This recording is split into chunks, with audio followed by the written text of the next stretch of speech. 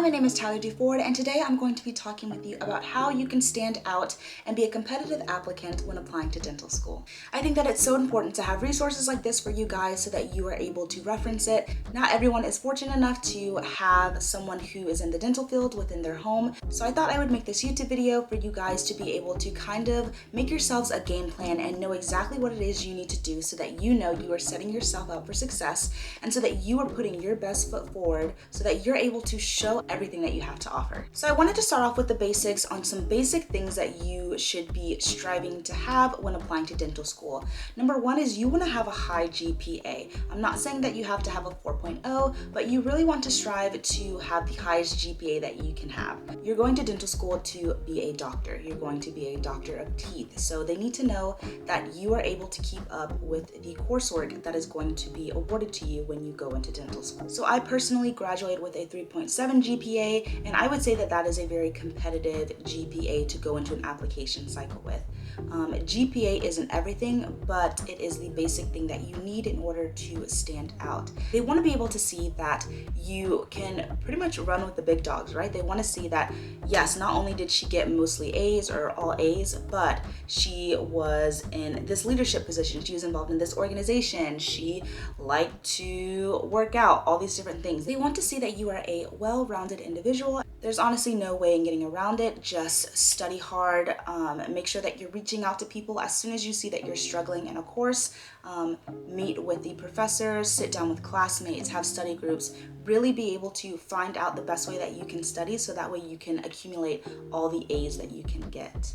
Another thing that you want to have as a successful applicant is community service. You are going into a profession that gives back. Being in the dental field, you are serving others, right? If you don't like to serve others, if you don't like to do community service, then maybe you should reconsider a different profession, right? Because that's what dentistry is. It gives back to those in need. So I highly suggest that you look into community service. One, you want to have community service that, yes, is dental related, but you also want to have community service that's not dental related. You just want to give back to your communities. So maybe you want to get involved in an organization within your church, or maybe you and your family have been affected by cancer, so you want to do something with Relay for Life. Maybe you want to do something with kids, so at your school you have dance marathon, or maybe you're in a sorority that has a philanthropy and you really want to get involved with that. Find something that you're passionate about and that's close to your heart, and give back to the community. You want to be involved in organizations that are service-based, and you also just on your own want to look up different kind of organizations within your community that give back. So you want to have a decent amount of hours that are involved with community service, some with dentistry related things and some not. So you definitely want to be doing community service when you are in undergrad and applying to dental school. An app that I use, my church actually made it, it's called Just Serve, and you pretty much just put in your zip code into the search bar and it will just pull up all the different volunteer opportunities or community service opportunities within your area, and you can reach out to the people that put up the different postings and things like that. So that is a great way to kind of see what's going on in your community and ways that you can give back. Something else that you definitely want to have on your application is leadership positions. And having leadership positions is important because as a dentist, you are going to be the leader of a team. If you decide that you want to do a DSO, go into private practice, go into an associateship, whatever it is you want to go into, you're going to be some type of leader. So it's important to get as much leadership experience as you can before going out into the real world. When you're a dentist, you are going to be the leader of, your dental assistants, of the hygienists in your office, of the front staff. You have to know how to work together as a team, and that's why having leadership positions is so important. But on the other hand, you also don't want to just have leadership positions just so that you can have leadership positions. You really want to have leadership positions in organizations that you are passionate about, right? So dentistry, you're passionate about dentistry, right? That's why you're here. So if your school has a pre-dental society, definitely be a part of that and try to get on the executive board. If your school doesn't have a pre-dental society, apply to make one. Be the first person to start that organization at your school. That will look absolutely amazing on your application. Anything you can do to show that, hey, I can be a leader and I know how to work with people in different kinds of environments. And that kind of goes into my next point is you don't just want to have one leadership position in one club. You want to have a leadership position in multiple different clubs. And that's because when you are involved in different organizations, you really show that you can work well with all different kinds of people with different belief systems, different backgrounds, different likes or dislikes. You want to show that you are somebody who can be dropped in any kind of room and work together with a team and come up with a game plan. So I highly recommend that you apply to leadership positions, and it's okay if you don't get the leadership position the first time around. That's okay, that's normal. Keep applying. Show people that you're interested in getting that leadership position. And when you do get elected to some type of leadership position, you don't just want to be a boss, right? You want to be a leader, and you want to show that you are able to, one, make executive decisions, but you're also able to take ideas from other people and then come up with a game plan. So leadership is definitely something that you want to make sure that you have when applying to dental school. A sure way to stand out in the dental application is to have some type of research. Now, I'm not saying that you absolutely have to do research or you won't get into dental school. I know so many people who did not do research of any kind and they made it into dental school just fine. So you don't absolutely have to do research. If you absolutely hate it and you think that it will be a miserable time, then don't do research and fill your time with something else. But if your institution is very research based and you have opportunities, I highly recommend that you get some kind of research experience. For one thing, you can get a really amazing personalized letter of recommendation. It can be a little hard to get letters of recommendation, especially at undergraduate institutions that are very large and there's a lot of people in your classrooms. But when you're doing research, you are working right along with that research professor, and you really get to know one another. You get to know each other's passions, you get to know each other's work ethics, and you really just spend a lot of time together. And so that is the best way to get a really good personalized letter of recommendation. It's also really good because as dentists, you have to know how to read and dissect a research article. When you're out in the real world, you're not going to have your professors to tell you which cement or material to use in your patient's mouth. You're going to have to make those decisions, and new materials and new stuff is always coming up. And in order for you to decide whether or not it's beneficial for you to use in your office, you have to go through the research articles. You have to be able to know where to find those research articles, and you have to be able to read through an article and to be able to say if, yes, there's enough evidence to support this claim, and yes, I feel safe using it on my patients, or it doesn't sound that right, like I don't feel comfortable using this, I'm not going to use this. You have to be able to make those decisions, or you could end up having a lawsuit on your hands. So having research experience, knowing how to dissect research articles is crucial. So knowing how to dissect a research article is so beneficial for your future self, especially if you are going to be a practicing dentist out into the world.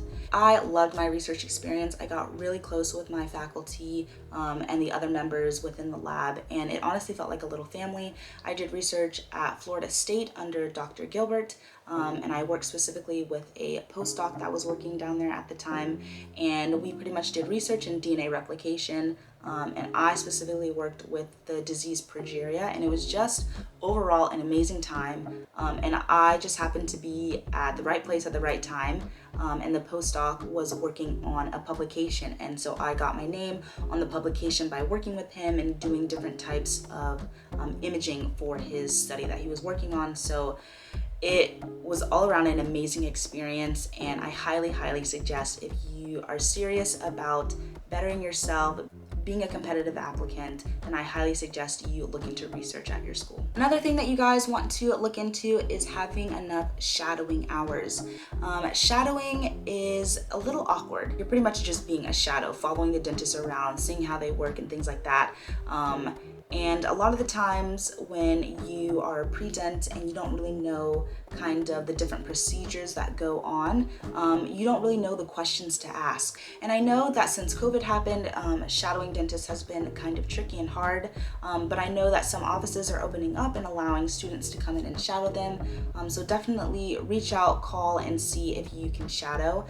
You definitely want to have hundreds of dental shadowing opportunities. I know that when COVID hit, that they lowered the required amount, but you really want to go above and beyond, right? This is something that you want to dedicate your life to, so you really want to make sure that you are able to stomach what dentists can do and that you're not bored. So make sure that you are calling dentists in your area and asking them if you can shadow. Whatever the minimum requirement for shadowing is, you want to do at least 2 times that. You really want to show that you go above and beyond and that you don't just do things for the minimum requirement.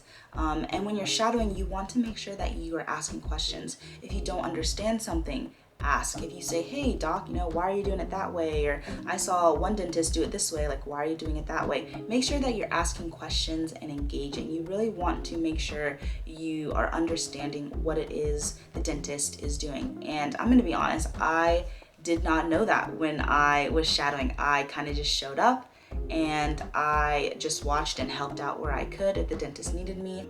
And I would ask questions every now and then. But I think the way to get the most out of your shadowing experiences is to be able to ask questions and engage with what they're doing. So in order to be a competitive applicant and the amount of shadowing hours, always do way more than what is required of you. Something else that you should consider is doing some type of dental mission trip. And I know that COVID has made it a lot harder with travel restrictions and things like that, but you don't have to leave the country in order to do some type of mission trip. An amazing organization is called Missions of Mercy, and I did one in Florida, and I also signed up to do one in Michigan, but COVID kind of canceled that one this past year, but it's an amazing organization that you should really look into. They set up free dental clinics all around, and each year they pick different locations to set up the dental clinic, and dental students can volunteer, pre-dental students, honestly anyone who just wants to make an impact within their community can sign up, and I highly suggest that you do it. One, it shows a missions committee that you are someone who loves to give back and serve within their community. And 2, it's just a really amazing experience for you to have.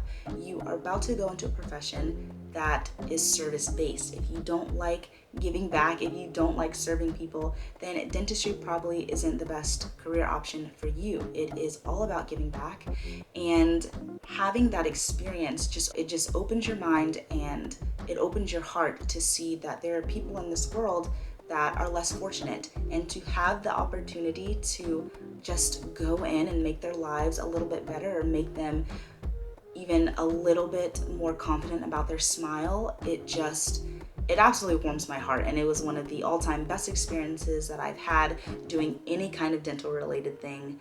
And I just recommend that you do it, get involved, and make a difference. I think that when you are getting into something that's bigger than yourself, that is when you're able to see true growth and true change. And I think that going into something such as like a mission trip, you come out a different person, you see the world differently. And if you really want to not only be a competitive applicant, but just be a better individual and a better person, a better future provider, then I think that you should really consider doing some type of mission trip. Another kind of basic thing that you should have in order to be a competitive applicant is a really good DAT score. I personally aim to have a score somewhere around in the 20s, and I think that any kind of score in the 20s range for overall is a really good spot to be in. So while you're studying for the DAT, I would recommend studying to get that 20 range. And what I used to study for the DAT is DAT Bootcamp. And the reason why I love that resource was because it told me all the resources that I needed to get. It gave me my own schedule to follow by, and everything that I needed was provided to me. It really helped me to reduce my stress, allowed me to have structure, and it was set up in a way to where I was able to have some wiggle room on days where I honestly just wasn't feeling like studying. It's a program that I highly suggest, but some people didn't like it, but others like me swear by it. You really want to make sure that you know how you study before you pick which way you want to study for the DAT. Some people just bought independent resources and studied for that, and some people just bought different booklets to study from, and that's all they used to study. Some people did a Kaplan program, some people did DAT boot camp, some people only did DAT Destroyer. So there's different types of things that you can study from. I personally did DAT boot camp, and I absolutely loved it. I personally would aim for somewhere in between the 20s range. I think if your academic average is within the 20s, then you will be sitting pretty when applying to dental schools. And your DAT score is not the end-all be-all. None of this is the end-all be-all, but you really want to set yourself up for success and put your best foot forward. You want to have goals when you're going through and putting things in your application. So for the DAT, in order for it to be competitive, I suggest that you have a goal of getting somewhere within the 20s. And not 20 in every single category, but an academic overall 20. I'd recommend, I think my lowest score was a 19, and that was in the QR section, but you also really don't want to go below a 19, because a 19 for, at least when I was applying, and the average is only going up, was a 19 for the average applicants that got into dental school across the nation. So if you want a competitive score, definitely try to get somewhere in the 20s, and ask dental students all around what kind of resources they used in order to study for the DAT. My last tip for you guys is to go to the different dental schools that you are potentially interested in, or the dental schools that are within your area, and look at any programs or events that they may have. A lot of dental schools have ASDA, which is the American Student Dental Association, and a lot of them have days for pre-dental students where you are able to go into lab and work on your hand skills. They help you with your personal statement. They give you information about the application process, about dentistry as a whole. Sometimes schools just have random workshops that you can attend.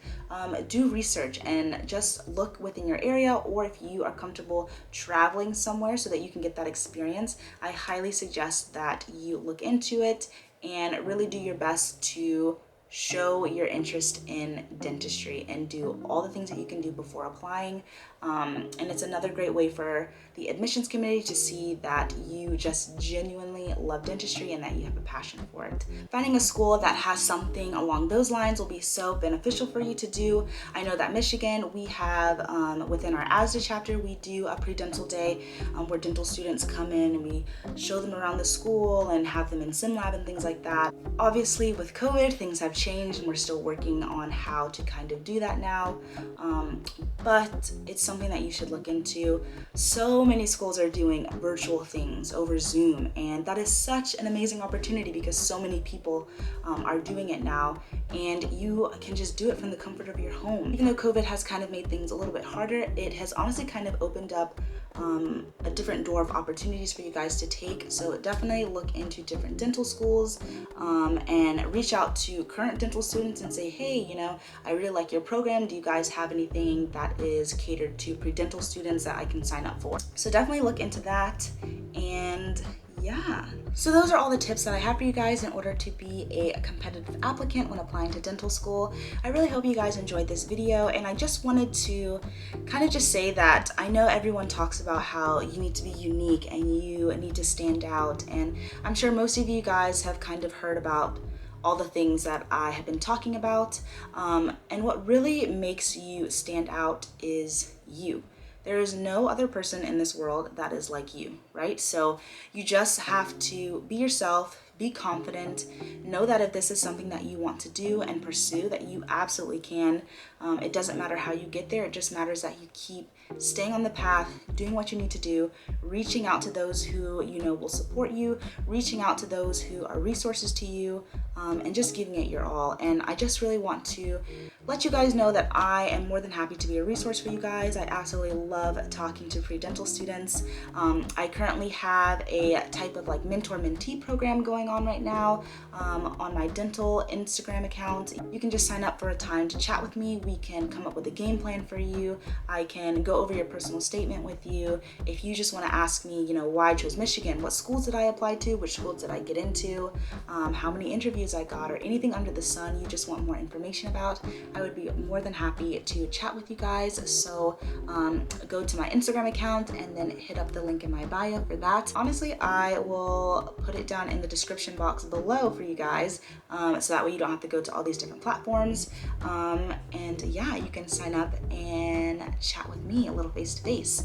I do only open up my calendar in like little chunks and little blocks, just because each week is new, and depending on how I'm studying for exams or when I have to go into school or when I have to go into clinic, it changes. Yeah, it's up there for you guys to set up a time to chat with me over Zoom or a phone call, whatever you're most comfortable with. If you are not already subscribed, make sure to hit that subscribe button. If you like this video, make sure to give it a thumbs up. If you want me to do other videos like this or have some ideas of videos that you want to see from me, let me know down below in the comments below. I would be more than happy to see what you guys are interested in. And yeah, I will see you guys next time.